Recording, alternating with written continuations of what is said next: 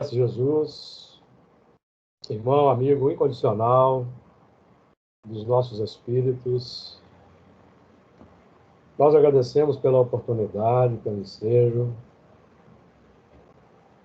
de aqui estarmos novamente reunidos para mais um encontro fraterno, para estudarmos em conjunto o livro de Gênesis de Moisés, com base nos contamentos do livro da codificação.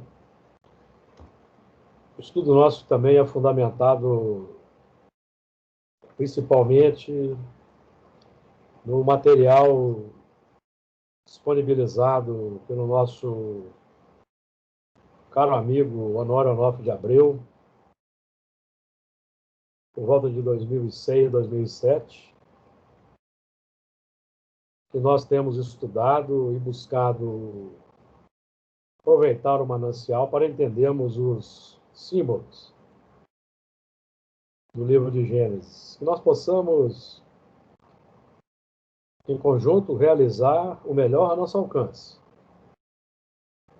Possamos assimilar o melhor, irradiar o melhor de nós, para que a espiritualidade possa aproveitar um piso salutar de bons pensamentos, bons sentimentos, e auxiliar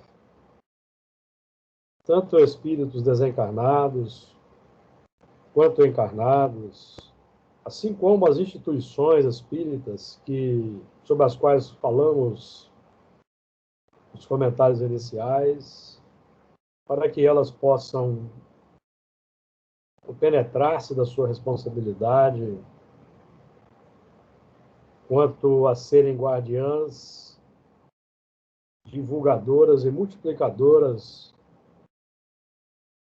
do extraordinário conteúdo a nós legado por Allan Kardec, para que o povo seja esclarecido na sua ignorância, ajudando as populações, os povos, a superarem o desespero, a revolta dos tempos em que vivemos, para que possamos graduar o nosso mundo, elevá-lo a uma condição de mundo feliz. Que as tuas vibrações de paz, compaixão, misericórdia envolvam-nos a todos. Que todos nós, emanados pelo ideal espírita cristão, estejamos unificados nas linhas da caridade e do amor ao próximo, que assim seja. Muito bem, então nós vamos iniciar o nosso estudo, fazendo aquela leitura. Eu já vou colocar aí na tela o texto de hoje, Gênesis capítulo 1, versículo 24, que é o nosso ponto de partida. E vamos então fazer a leitura, proceder à leitura dos versículos de hoje. Então nós vamos iniciar a leitura a partir do versículo 24, Gênesis capítulo 1, versículo 24. E disse Deus: produz a terra alma vivente, conforme a sua espécie, gado e répteis, bestas feras da terra, conforme a sua espécie. E assim foi. E fez Deus as bestas feras da terra conforme a sua espécie, e o gado conforme a sua espécie, e todo o réptil da terra conforme a sua espécie. E viu Deus que era bom. E disse Deus: façamos o homem à nossa imagem, conforme a nossa semelhança, e domine sobre os peixes do mar, sobre as aves dos céus, sobre o gado, sobre toda a terra, sobre todo o réptil que se move sobre a terra. E criou Deus o homem, a sua imagem, a imagem de Deus o criou. Macho e fêmea os criou. Então fiquemos aqui E vamos partir então para a análise dos trabalhos de interpretação desse assunto. E os amigos já sabem que a palavra está franqueada para todos que quiserem comentar assim que sentirem a necessidade, tá? Basta que cada um abra o seu som na medida que forem buscando aí estabelecer ou acrescentar alguma coisa. O versículo 24. E disse Deus: produz a terra alma vivente, conforme a sua espécie, gado e répteis e bestas feras da terra, conforme a sua espécie. E disse Deus, nós vamos sempre lembrar aqui que é o chamado à observação no plano da nossa consciência, o que Deus vem dizendo. Lembrando que Deus não tem boca,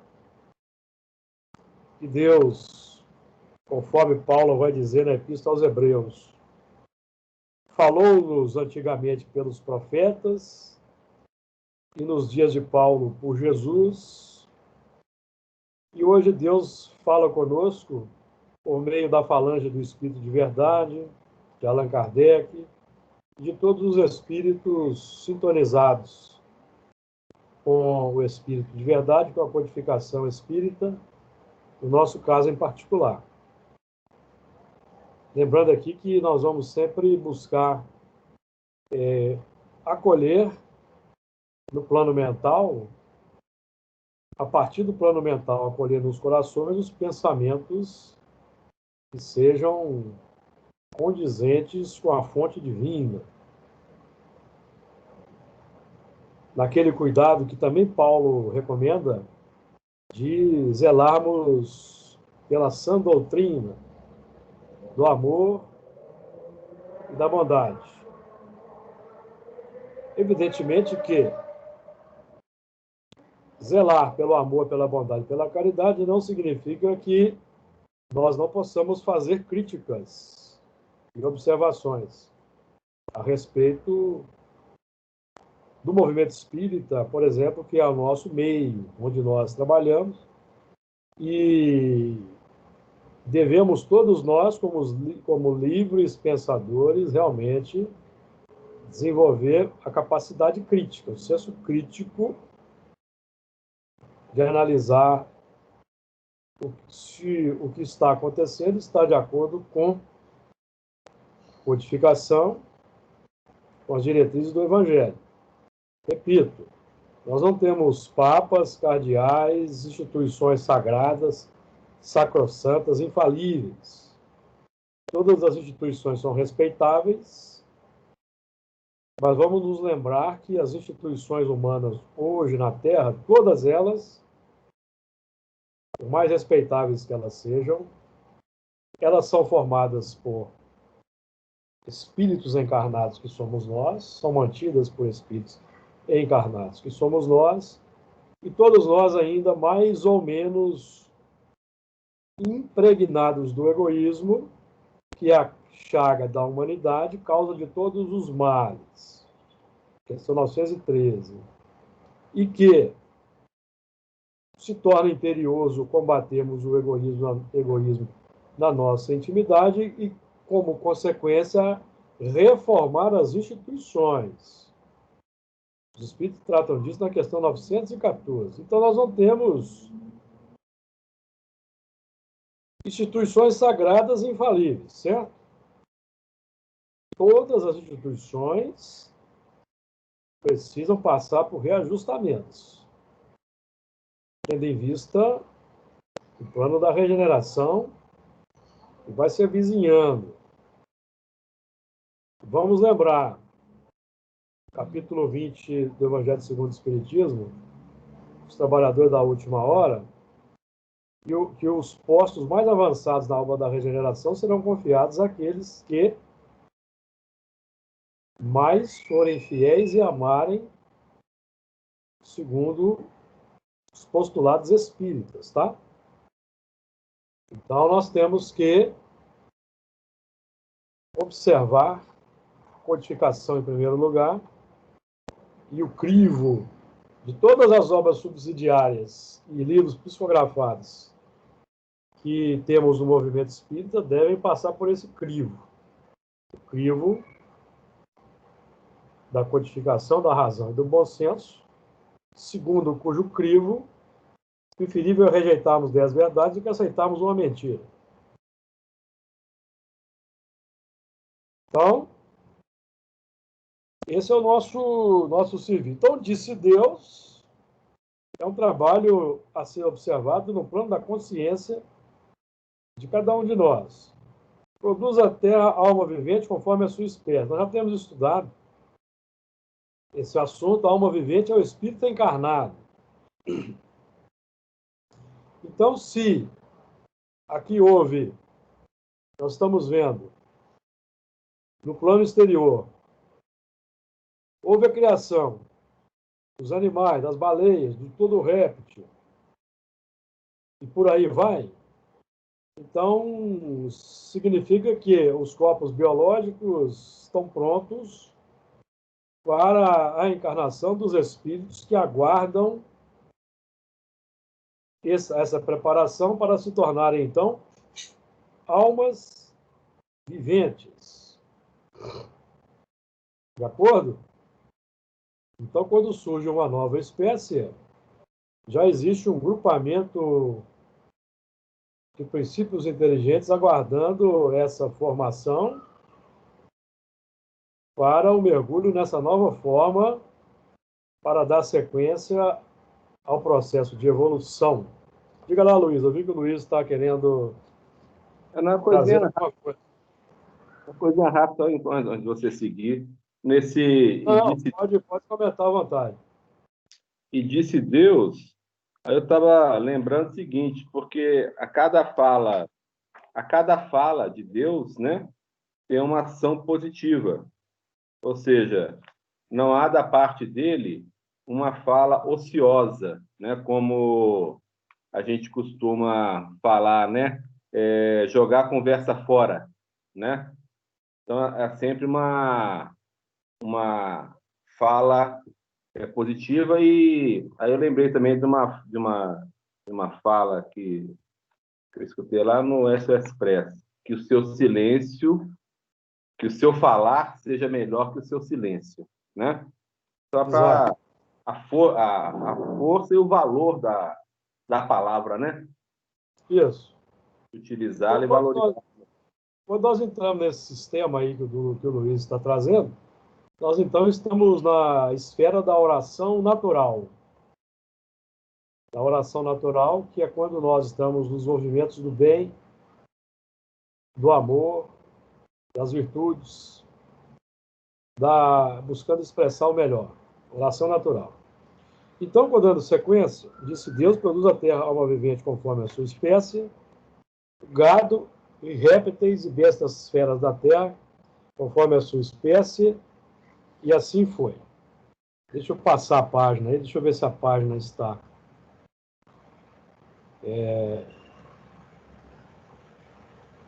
Gado. Todo mundo está vendo aí? Uhum.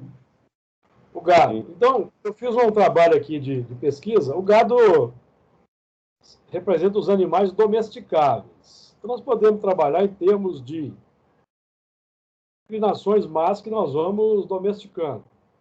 Porque todo esse componente aí enunciado e analisado, enunciado de forma analítica no texto, grandes baleias, répteis, aves, gado, etc., isso representa a nossa configuração interna, nossa conquista ao longo da evolução, na romagem pelos reinos anteriores ao reino humano, que são os caminhos para a humanização. Nós trazemos substrato consolidado na intimidade, como os instintos, as emoções, que emergem automaticamente pelas reações, pelos reflexos. É o componente natural automatizado. E, geralmente, esse componente natural automatizado, instintivo, ele é irreverente, por trazer ainda uma conotação animalizada.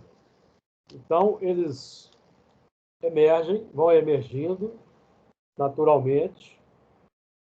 Quando nós abrimos a consciência para os valores na pauta do "e disse Deus", que são os valores mais elevados, então nós vamos identificando essas emersões irreverentes da nossa intimidade, exatamente para domar, para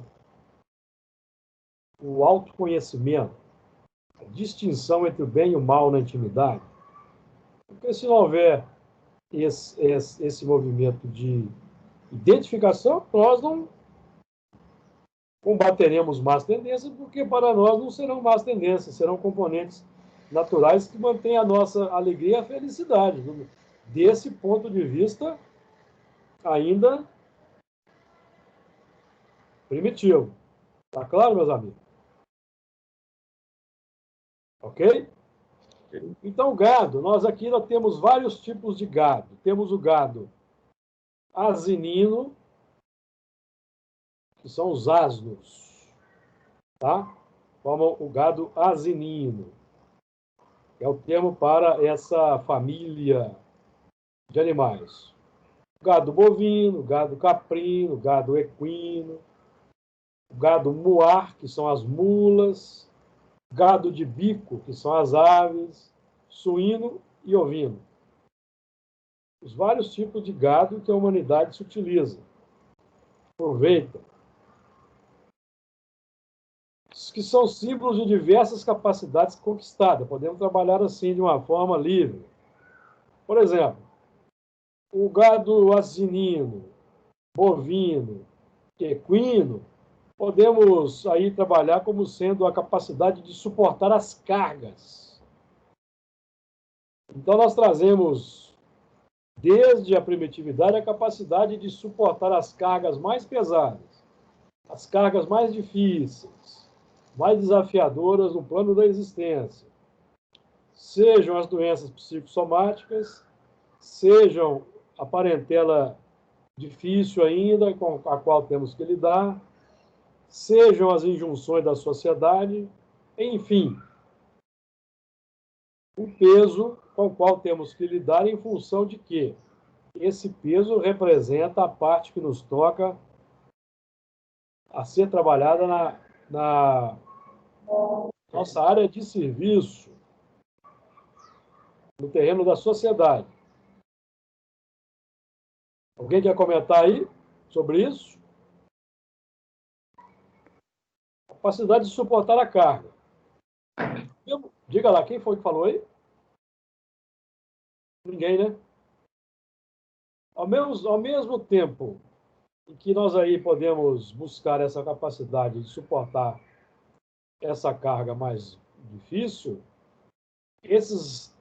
o gado também, de um modo geral, nos apontam aí a capacidade de buscar já a erva verde.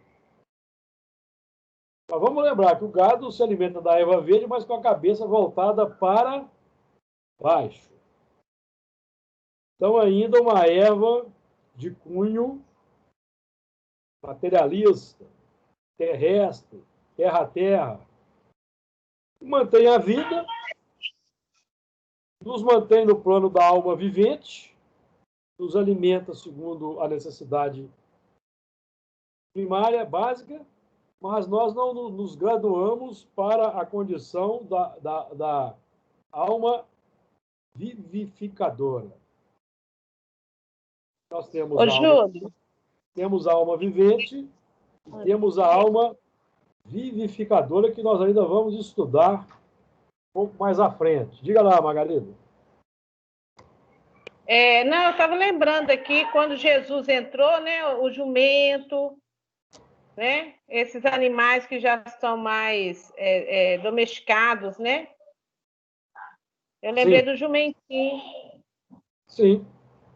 Que representa a base sólida, a base firme, elaborada ao longo da evolução, que nos dá a capacidade natural de colaborar com Deus no atendimento, por exemplo, do sofredor. Por que eu estou dizendo isso? Por causa da parábola do bom samaritano, em que o caído foi colocado sobre o animal. Não foi? Vamos lembrar, o caído que foi colocado sobre o animal, o quadrúpede, significando as próprias bases, vamos nos lembrar aqui. É um ponto importante para a gente meditar. Esse samaritano era considerado infiel. Ao passo que os religiosos passaram ao largo. Passaram ao largo e não atenderam. Então, nós temos aí o símbolo daqueles elementos que são ateus, não acreditam em Deus, mas que são mais elevados do que nós que aqui estamos estudando esse assunto, porque eles expressam as virtudes e o amor ao próximo de forma natural e espontânea. Tá claro? Isso é importante nós considerarmos. Os espíritos falam disso. Os espíritos falam disso. Existe uma confusão. No meio espírita tem muita confusão. De nós acharmos que o mundo da regeneração vai ser um mundo religioso. Não é assim, meus amigos. Não será um mundo religioso tradicional. Será o mundo da religiosidade natural, espontânea. Tá? A religiosidade que se expressa por pensamentos, palavras e ações. Na pauta do que Jesus define, amai, bendizei e fazei o bem. Tá? Tem gente aí que acha que o mundo da regeneração vai ser um mundo religioso. Não é assim, não. Vai ser um mundo religioso, de religião natural, que era a busca de Kardec. Kardec lutava para estabelecer na Terra a religião natural, que não foi entendido pelos espíritas, que quando o movimento espírita foi transplantado para o Brasil, o que significa? Que os espíritos que trouxeram o espiritismo para o Brasil da Europa, começaram aqui a reencarnar, eles deixaram o seu atavismo religioso impregnar o movimento espírita, e o movimento espírita foi transformado em mais uma religião em moldes quase tradicionais, e hoje está se abrindo para algumas seitas. Nós já temos aí indícios de seitas espíritas, entre aspas, começando a surgir no Brasil. Então, o nosso escopo aqui, modestamente falando, é estudar a codificação, o Evangelho em sua feição de religião natural, na pauta do que Jesus exemplificou de forma espontânea e natural, fora dos templos, junto da humanidade, porque, infelizmente, o espiritismo ainda está encerrado nos grupos espíritas, nos seminários pomposos, não tem descido à praça pública, de um modo geral, para atender os filhos do Calvário. Isso é um ponto importante para nós meditarmos com seriedade e trabalharmos esse assunto da intimidade. Claro, hein, amigos? Comentário? Júlio, Diga. sim, eu queria fazer um comentário. Falar. estava falando que o mundo de regeneração não vai ser um mundo religioso, a religião é outra, né? Ontem eu estava fazendo um estudo, participei de um estudo de uma outra casa. Eu achei muito interessante que eles estão estudando o Sermão da Montanha, no versículo 8, que diz que somente os puros de coração, os limpos de coração, verão a Deus. Eu acho que a evolução nossa para chegar, por exemplo, na regeneração, é começar a ter o coração limpo para começar a ver a Deus. Exatamente. O início do processo. Porque só no coração limpo é que pode ter amor, né? Sim, exatamente. Isso é importante nós considerarmos, porque o mundo do regenerador é um mundo onde o espírito é penitente, encontra a calma e o repouso e acaba de se depurar. Não é um mundo para início de depuração. É um mundo para finalizar a depuração. Finalizar. Isso é importante. De acordo aí, amigos? Ô, Júlio, Pode falar. e nessa.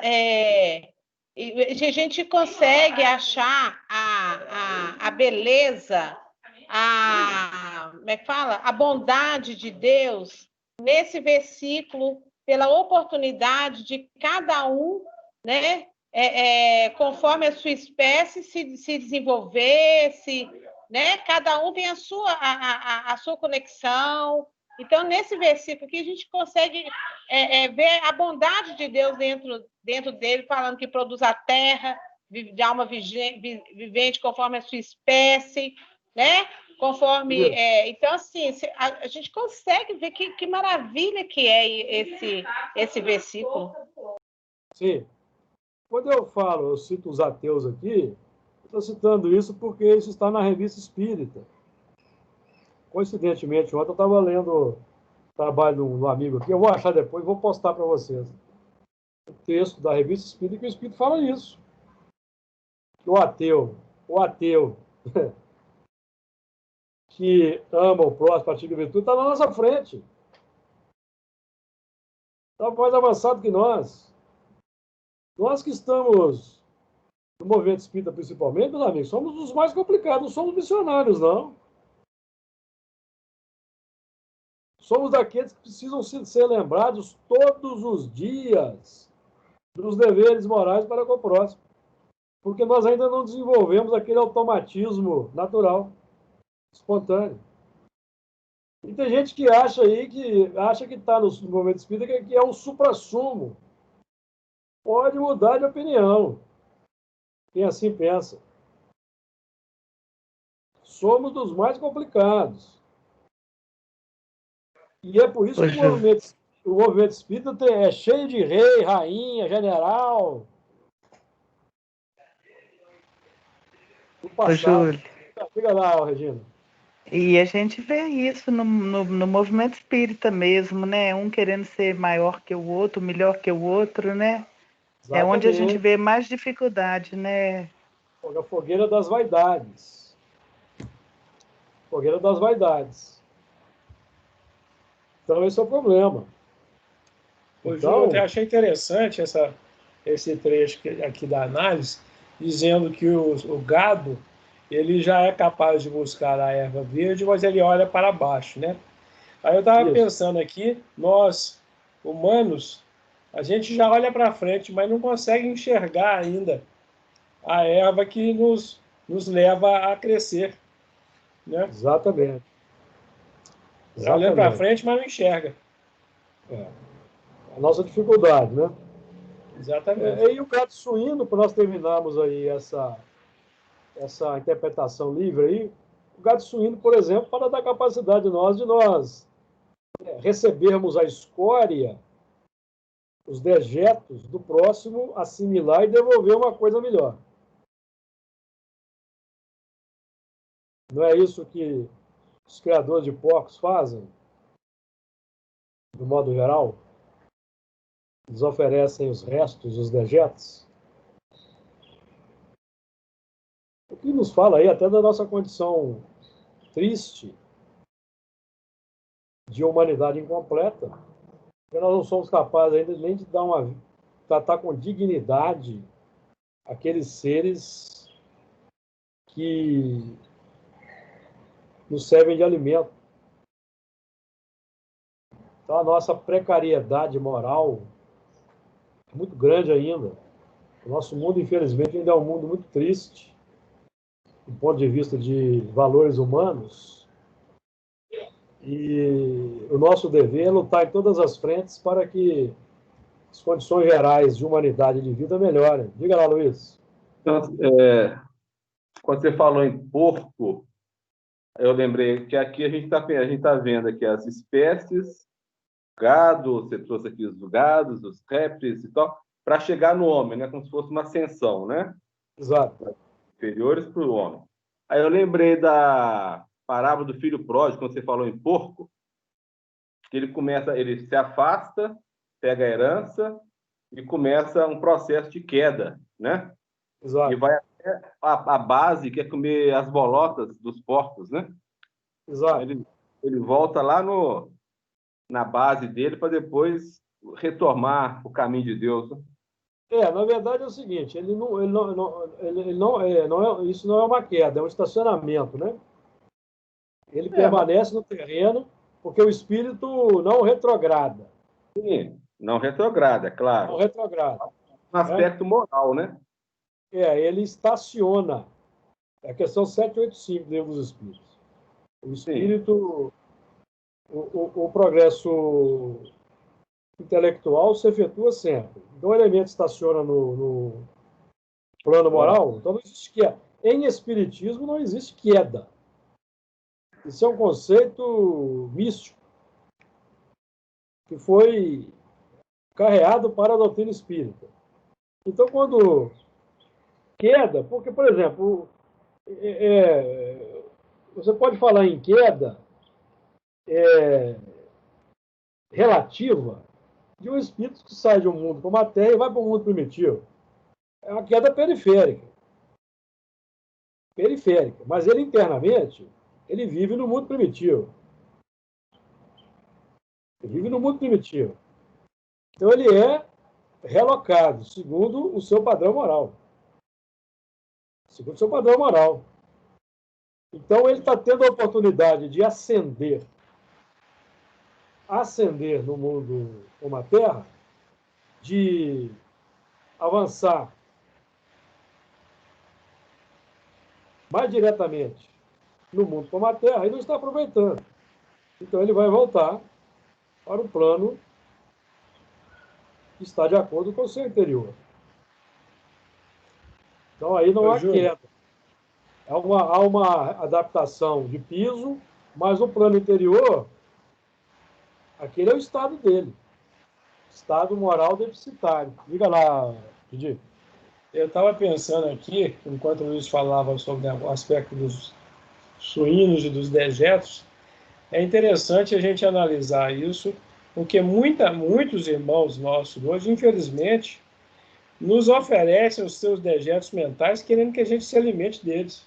Exatamente. É um negócio terrível a gente passar por uma situação dessa de ter que não aceitar isso, porque é coisa que vem lá do tempo que ele era suíno, né?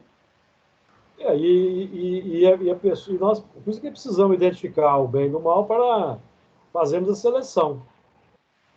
E vamos irradiar para esses irmãos. A Regina me chamou, Regina, eu vou te dar a palavra, tá? Irradiar para esses irmãos o melhor dos nossos sentimentos. Sim. E não a escolha dos nossos sentimentos. Regina, pode falar.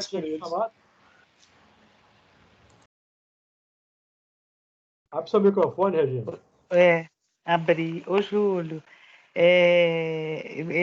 eu tô meio fora do ar, porque a hora que começou o estudo, caiu uma tesoura de ponta no meu pé e sangrou muito, pegou uma veia. E eu fiquei bem custei a conseguir fazer parar de sangrar. Só acho que minha mãe estava aqui e ela falou, comprime, aperta. Mas assim, eu tô meio desnorteada aqui. Tá? Desculpa. Não, tranquilo, Regina. Fica tranquilo. Vai aí vai com calma.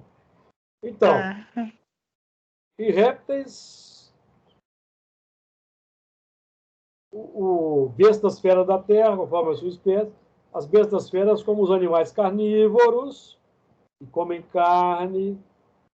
Então é um símbolo muito interessante. Por que é um símbolo interessante? Porque Jesus, em João 6, 51, se não me falha a memória, é isso mesmo, vai dizer assim, ó.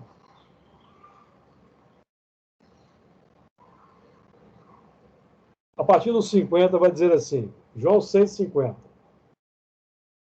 Este é o pão vivo, o pão que desce do céu, para que o que dele comer não morra.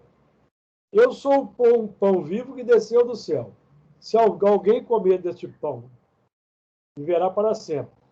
E o pão que eu der é a minha carne, que eu darei pela vida do mundo.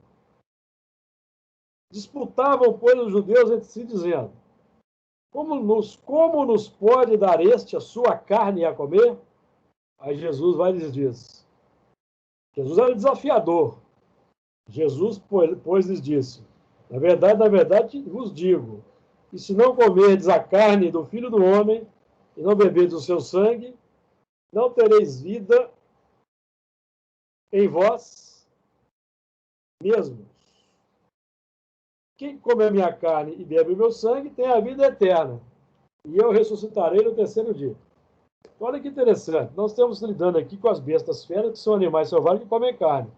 Então nós já temos a capacidade, digamos, de processar a carne, de ingerir a carne.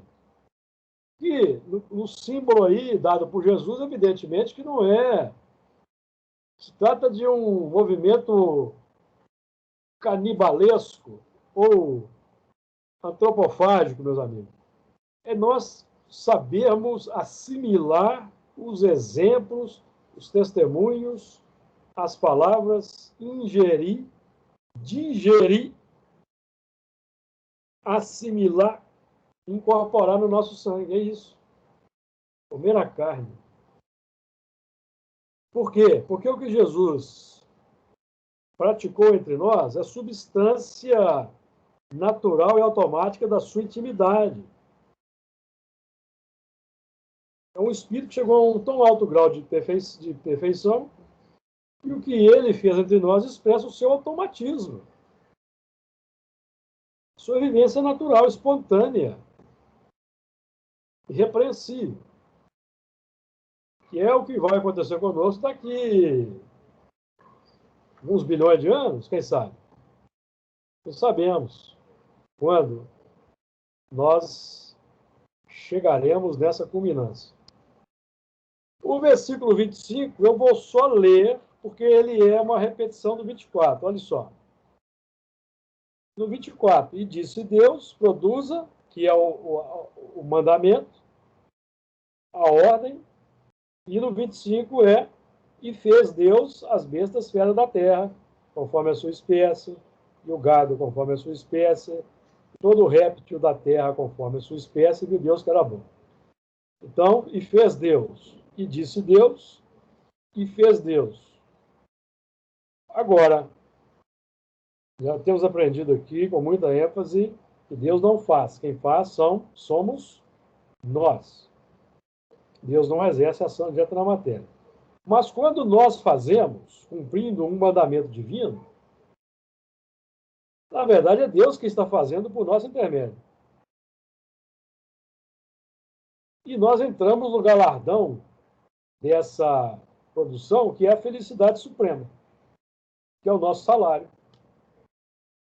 Porque a produção, ela se dá no mundo interior.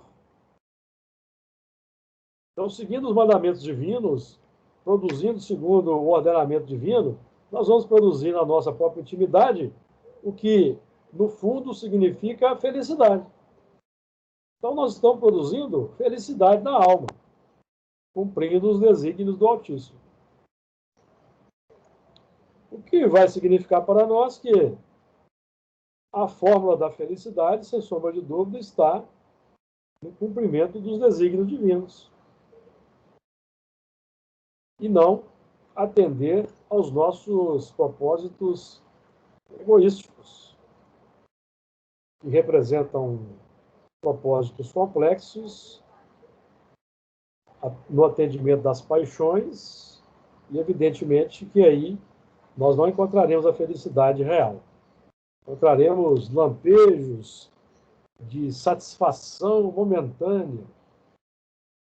Mas a felicidade definitiva é aquela que é o galardão que nós desenvolvemos cumprindo os desígnios do Altíssimo. Então, e fez Deus as bestas feras da terra, conforme a sua espécie, e o gado conforme a sua espécie, todo o réptil da terra conforme a sua espécie. E nós vamos aqui lembrar do réptil, uma característica interessante do réptil, é que o réptil tem uma cauda comprida, por exemplo, que faz aquela conexão ou nos mantém conectados ao magnetismo da Terra, mas também define um aspecto de que nós ainda estamos arrastando no plano material. E o objetivo é a elevação.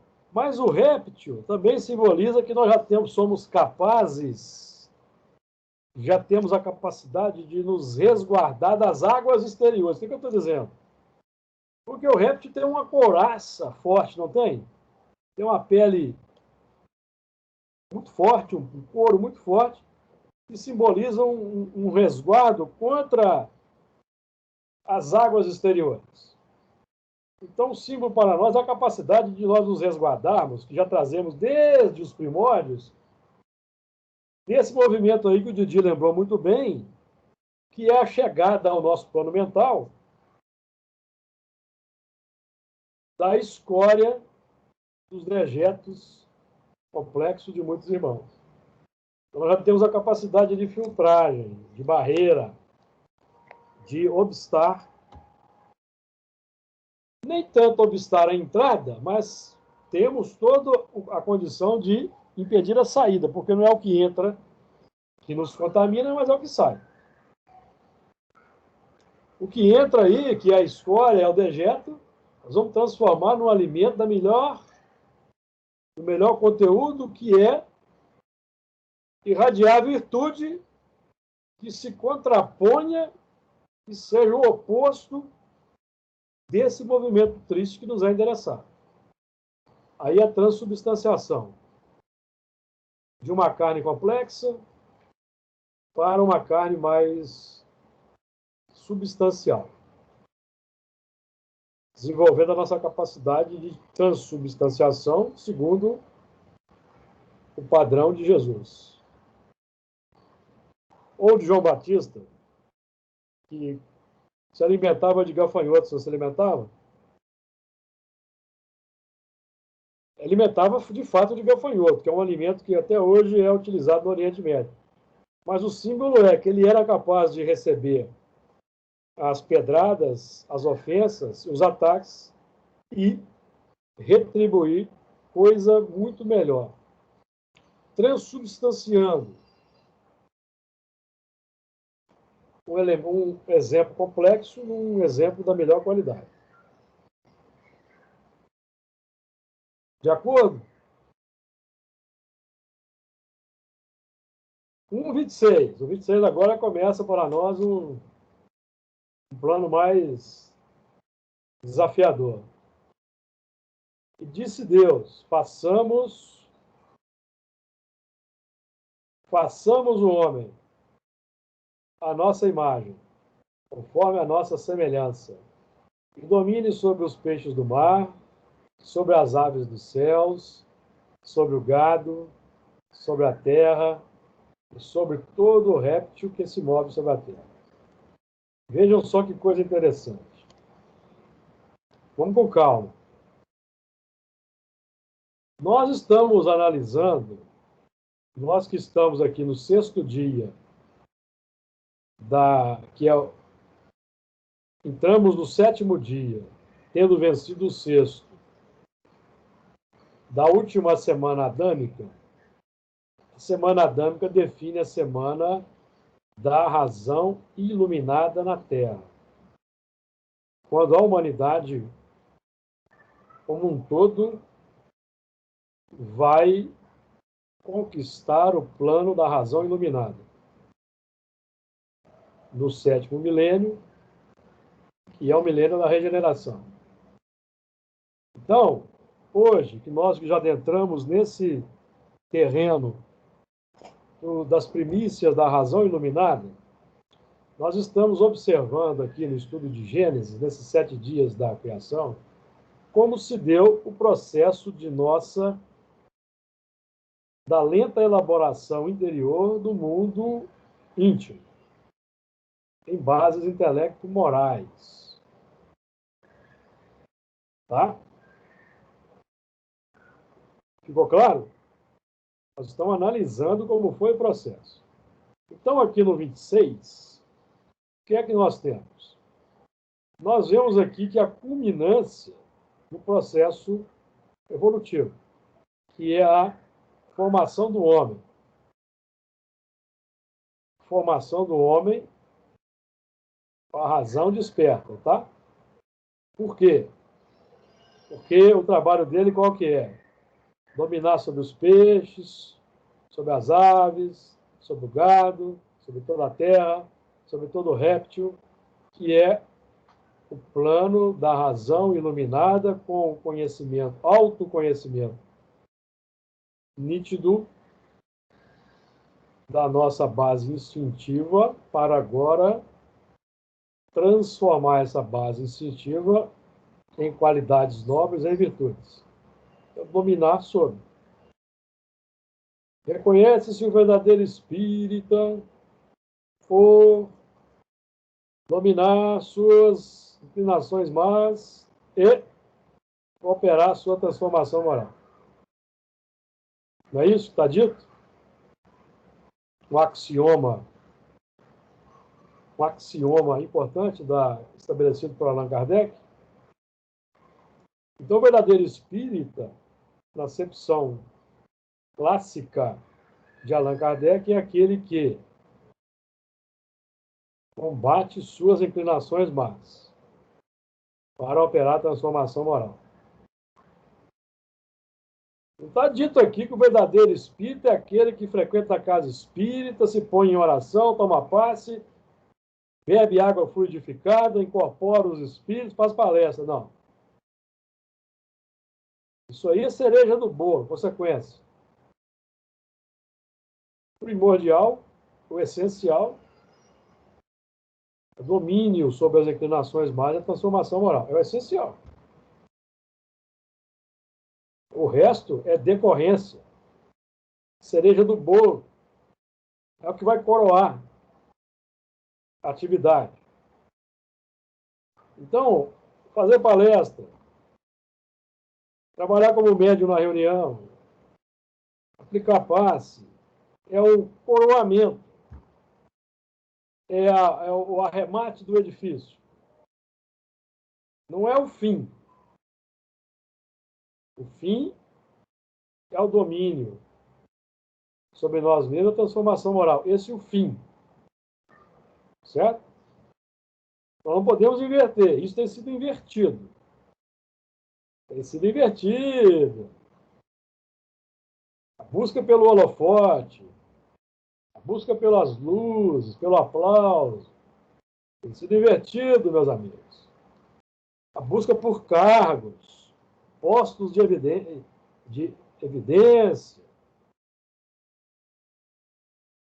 inversão do processo, inversão dos valores.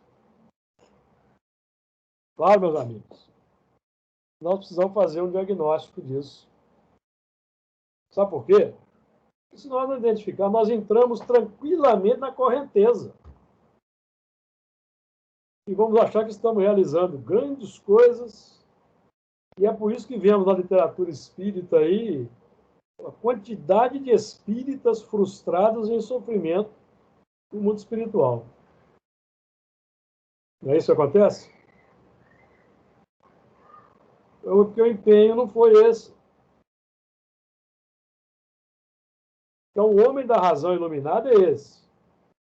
Domina sobre os peixes do mar. Nós vamos trabalhar cada elemento desse com calma. Sobre as aves do céu, sobre o gado, sobre toda a terra, sobre todo o réptil que se move sobre a terra. E disse Deus. Então, não precisamos nem comentar mais o disse Deus, que vocês já devem ter decorado aí, devem saber de qual salteado que isso significa. Façamos o homem a nossa imagem, conforme a nossa semelhança. Então, vamos com calma aqui. Então, nós vamos buscar ajuda. Hebreus, já temos dito aqui, vamos voltar lá. Hebreus 1:1. Paulo falando de Jesus. 1:3. O qual, sendo resplendor da sua glória, a expressa imagem da sua pessoa. Então, notamos o seguinte, o verbo está no plural, não está? Passamos. Não é isso que está aí? Não está assim. E disse Deus, farei o homem à minha imagem, conforme a minha semelhança. Não está assim. Está como? Façamos o homem à nossa imagem, conforme a nossa semelhança. Por quê? Façamos por causa da condição de co-criador. Deus nada faz, ele cria. Cria o fluido cósmico, as leis. Quem faz são os filhos. Quem opera são os filhos. Façamos o homem à nossa imagem. Então, o homem é feito à nossa imagem. Imagem de Deus, imagem dos co-criadores. Conforme a nossa semelhança. Agora, a semelhança, meus amigos, a semelhança não é de Deus, não. Seria um absurdo. A semelhança dos co-criadores. Alguém aí tem coragem de dizer que é semelhante a Deus ou vai ser semelhante a Deus algum dia? Tem? Alguém Nunca, aí tem coragem de dizer? Nunca vai atingir a semelhança a Deus. Nunca. Então, é por isso que é no plural. A imagem é de Deus. Mas a semelhança dos co-criadores. E por isso que Jesus é o modelo e guia. O modelo e guia hoje para nós. Nos albores, ou talvez um pouco já avançados, nos trabalhos, nos terrenos da razão iluminada, Jesus é o modelo e guia. A mais a expressa imagem da pessoa de Deus, modelo. Porque Deus não tem forma. Então, nós não podemos ser semelhantes a Deus, porque Deus é a suprema perfeição, e nenhum de nós vai alcançar a suprema perfeição. A nossa perfeição vai ser sempre relativa. Certo? Porque Deus é eterno, imutável, e nós somos criados num dado momento. Então, por mais que nós aprendamos na escala da evolução, sempre haverá algo a aprender, porque Deus é eterno. Sua criação é infinita, em todos os aspectos. Domine sobre. Então, ficou claro? Imagem, semelhança. Imagem e semelhança. Porque Deus é o Criador incriado. O padrão universal é dele. Tudo está submetido ao seu crivo, ao seu critério, à sua lei. Não há como fugir disso. E o objetivo é desenvolver a felicidade, que é uma meta divina para nós. E domine sobre. Nós já temos falado muito sobre isso aqui. Certo?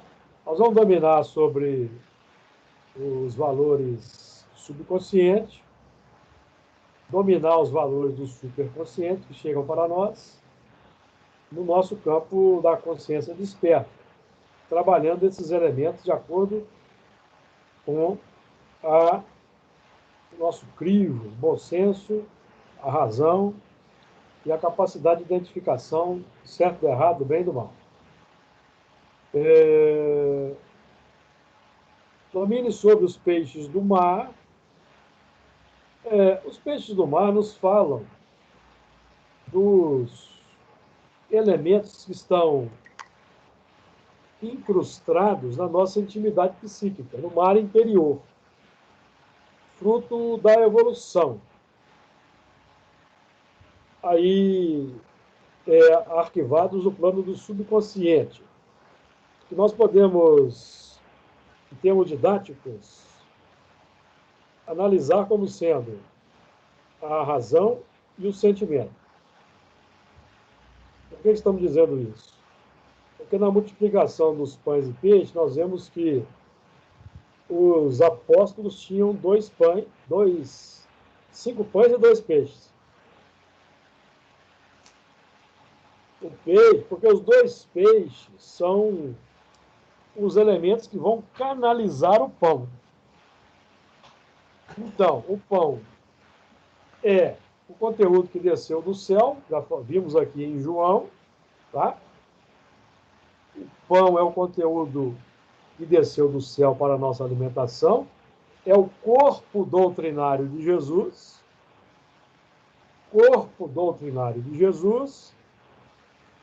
seu componente filosófico, capaz de alimentar os nossos 5 sentidos, daí o símbolo dos 5 pães, que vão ser canalizados para a nossa alimentação e, consequentemente, incorporação,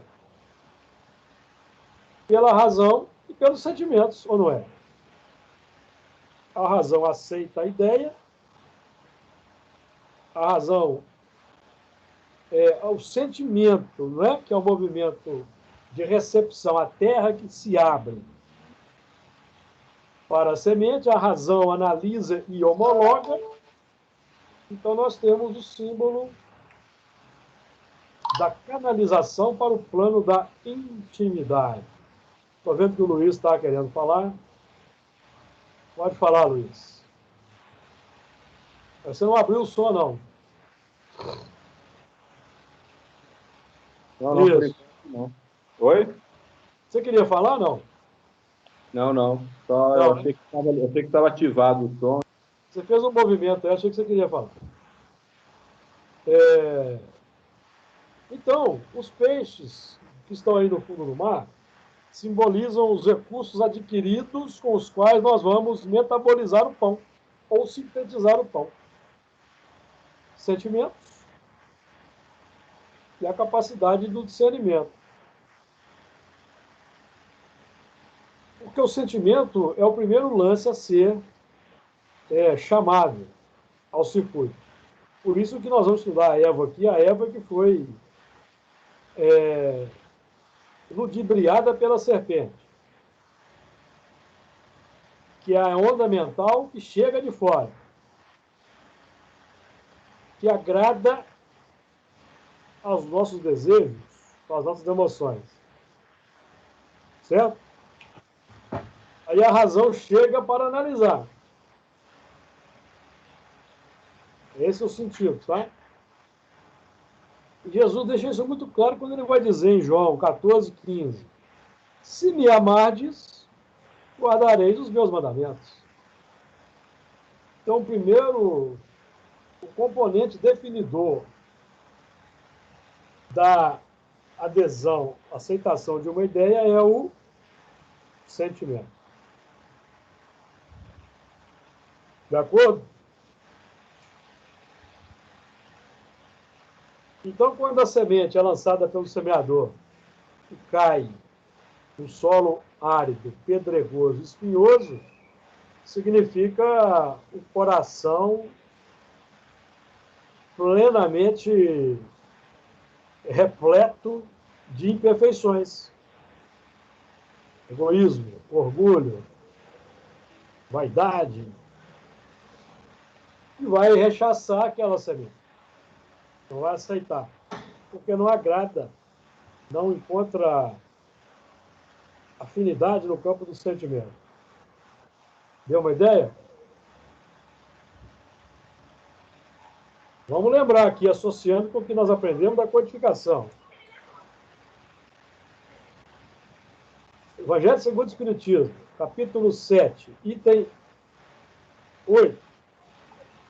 Ou capítulo 8, item 7. Vou já corrigir aqui. Todo sentimento mau resulta de uma imperfeição da alma. Todo pensamento mau resulta de uma imperfeição da alma. Então, o sentimento é a fonte. Capítulo 8, item 7. Os que tem puro coração aí, fazendo a conexão com o que o Didi já falou aí.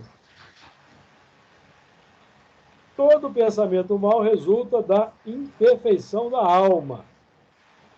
Então, o sentimento é a fonte. Então, se a alma está repleta de imperfeições, ela não vai aceitar de pronto um pensamento que se origina de uma perfeição. No caso, Jesus, que lança a semente para nós.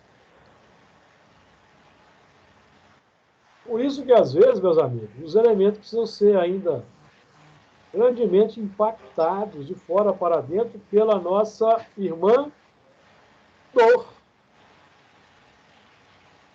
Então, não é isso que nós aprendemos.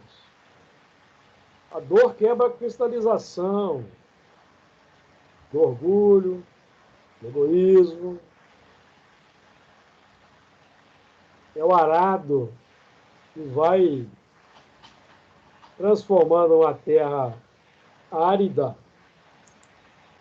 abrindo aqueles sulcos para que a água pura, o sentimento nobre, possa ser recepcionada e irrigar a semente. Todo um símbolo aí que Jesus utiliza para falar conosco sobre esses apontamentos aí. Domínio sobre os peixes do mar. Para nós encerrarmos esse versículo. O tempo está esgotando, porque nós começamos um pouco mais tarde. Sobre as aves dos céus, domínio sobre os lances mentais, aí a vigilância sobre o pensamento. Então, o primeiro movimento ao qual somos chamados pelos Espíritos é a vigilância sobre os pensamentos, não é isso? Mas o objetivo é alcançar os sentimentos, que são a fonte dos pensamentos. E por isso é que o lema do espírita é: fora da caridade não há salvação, porque a caridade é o hábito renovador de sentimentos. Porque se não houver mudança de hábitos, não há mudança de sentimento. Domínio sobre as aves dos céus, que é o controle dos pensamentos, identificação da qualidade dos pensamentos.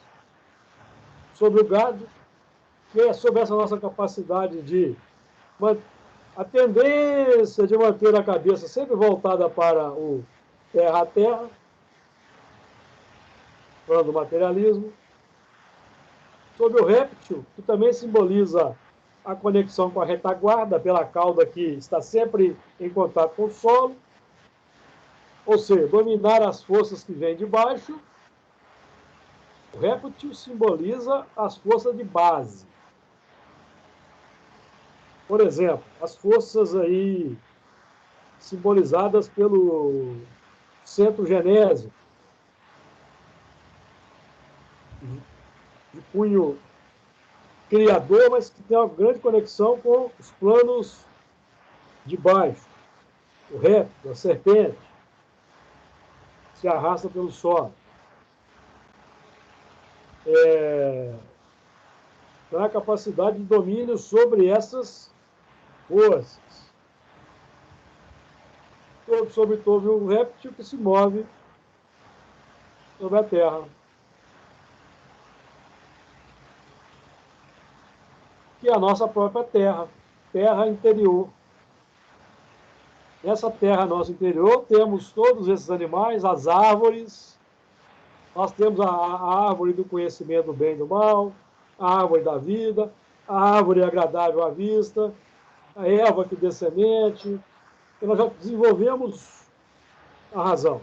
Nós já temos um componente completo da nossa intimidade. Então, nós já somos capazes de oferecer a erva verde, que são os lances iniciais para quem está nos primeiros movimentos. Já temos condições de oferecer o fruto segundo a oliveira, oferecer sombra da árvore já frondosa, o oxigênio, folhas, são símbolos. E nós podemos ir trabalhando aí com calma, que nós vamos voltar a falar das árvores, tá? Então, o domínio completo, o homem renovado em Jesus, o espírito cristão, ele é chamado a exercer o controle, o domínio completo de toda a sua estrutura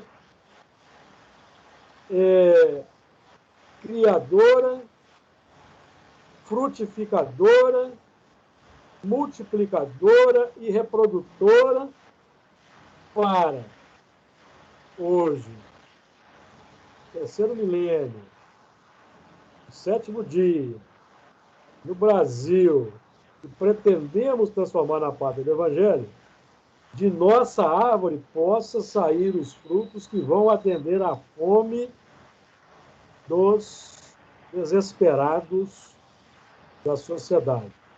Estão em todas as classes sociais e formam o conjunto dos filhos do Calvário. Jesus nos abençoe.